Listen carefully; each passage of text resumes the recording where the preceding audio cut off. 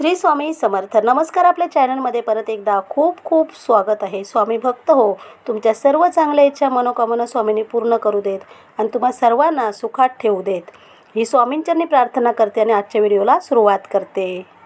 तर आज आपल्याला सांगणार आहे, दर अमावस्येला एकदम सोपी सेवा करायची आहे. ही सेवा केल्यामुळे आपल्या आयुष्यातील बरेच त्रास, बरेच अडचणी, संकटे दूर होतात. बघा, आपली ग्रामदेवता किंवा आपल्या बाजूला एखादं मंदिर असेल तर त्या मंदिरात जाऊन तुम्हाला दर अमावस्येला काय करायचं आहे. बघा, एक नागिनीचे पान घ्यायचं आहे, म्हणजे विड्याचं पान घ्यायचं आहे देठासहित. त्यावर दक्षिणा कितीही ठेवा, 11 रुपये ठेवा, 21 ठेवा, कितीही ठेवा. सुपारी, खारीक, भीमसेन कापूर देवीसमोर, या देवांसमोर दक्षिणोत्तर ठेवायचा आहे. विड्याचा पानाचा देठ हा दक्षिणेकडे आला पाहिजे आणि एक श्रीफळ हातात घ्यायचं आहे.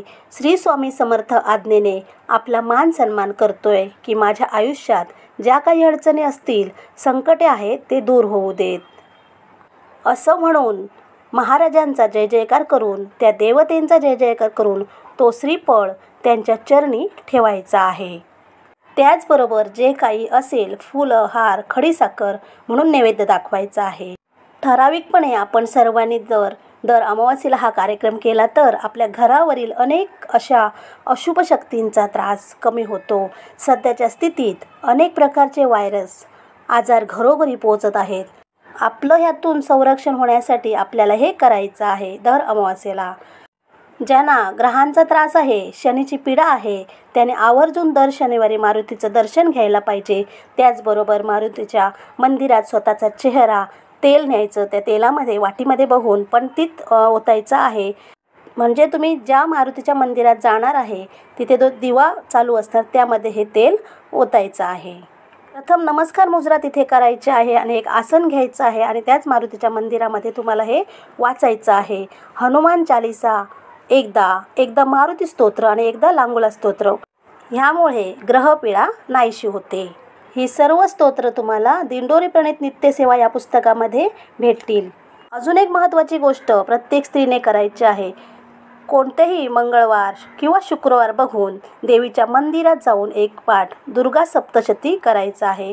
त्याने घरातील बरीच कामे मार्गी लागतात. अलक्ष्मी निघून जाते, लक्ष्मी स्थिर होते आणि आपल्या घरात कुलदेवीचा वास राहतो. तुम्हाला जसं पॉसिबल होईल तसं तुम्ही मंगळवार किंवा शुक्रवार देवीच्या मंदिरात जाऊन पाठ करू शकता. मग स्वामी भक्त हो, तुम्हाला जेवढी सेवा यामधील जमेल तेवढी करा, पण मनोभावे करा, विश्वासाने, श्रद्धेने करा. मग एकदम सोपी सेवा आपल्याला सांगितली आहे. ही सेवा नक्की करा. आणि ही छोटीशीच माहिती होती. कशी वाटली नक्की कमेंट करून सांगा. आवडली असेल तर लाईक करा, तुमच्या नातेवाईकांना शेअर करा. चॅनल नवीन असाल तर अशा छान छान माहितीसाठी सबस्क्राईब करून बाजूला बेल आयकॉन क्लिक करा. आता आपण भेटूया अशाच एका नवीन माहितीसोबत. श्री स्वामी समर्थ. धन्यवाद.